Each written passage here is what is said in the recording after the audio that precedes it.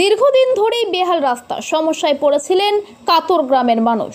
অঞ্চলে বারবার বলেও হয়নি কাজ। পরিশেষে পাড়ায় পাড়ায় সমস্যা সমাধানে আবেদন করেছিলেন গ্রামবাসীরা। সেই আবেদনে সাড়া দিয়ে রাজ্য সরকারের পক্ষ থেকে প্রায় 10 লক্ষ টাকা ব্যয়ে বরাদ্দ করা হয়েছে এই রাস্তা নির্মাণের কাজ। দীর্ঘ প্রতীক্ষার পর মুর্শিদাবাদ জেলার বরঞ্চা থানার বিপ্র শেখানো অঞ্চলের অন্তর্গত কাতর গ্রামে রাস্তা নির্মাণের কাজ শুরু করল মুর্শিদাবাদ জেলা পরিষদ। রাস্তা নির্মাণের কাজ খতিয়ে দেখতে বৃহস্পতিবার বরঞ্চার বিধায়ক জীবন কৃষ্ণ সাহা, মুর্শিদাবাদ জেলা পরিষদের শিক্ষা কর্মাধ্যক্ষ কৃষ্ণেন্দু রায়, জেলা পরিষদের ইঞ্জিনিয়ার আক্তার হোসেন সহ বিশিষ্টজনেরা এলাকায় পৌঁছে এলাকায় মানুষের সঙ্গে কথা বলেন এবং ইঞ্জিনিয়ারদের নিয়ে রাস্তা মেজারমেন্টের করা হয়।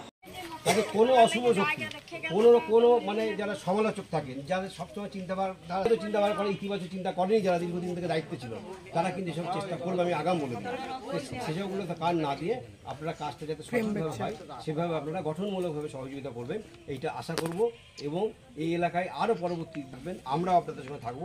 আরও যে আপনারা সবাই এখানে জালিবাগানে এখানে দাঁড়ান, বাস থেকে নামেন, ওখানে আমরা দেখবেন একটা সোলার লাইট করে দিয়েছেন যাতে কারো কোনো অসুবিধা। রাস্তাটা এটা রিপেয়ারিং দেবে, কিছুদিন আগে একদম ভেঙে গেছিল, সব কাজ করতে বলছে, চারদিকে সব জায়গায় নজর আছে, যেটা যেখানে যা প্রয়োজন। এবার আপনাদের আওয়াজ আপনাদের মাধ্যমে আমাদের রাজ্যের জনপ্রিয় মুখ্যমন্ত্রী মাননীয়া মমতা ব্যানার্জি কিন্তু শুনতে পেয়েছেন। যথারীতি কিন্তু এই রাস্তা একদম পুরোটাই টেনে দিয়েছে।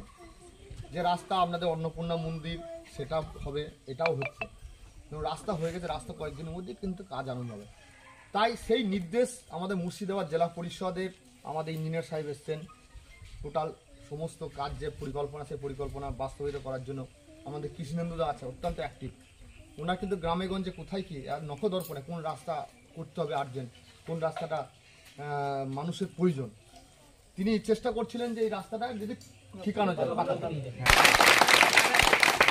আপনারা জায়গা নির্বাচন করে রাখুন, মেম্বারকে বলবো, প্রধানকে বলবো, জায়গা নির্বাচন করে রাখুন।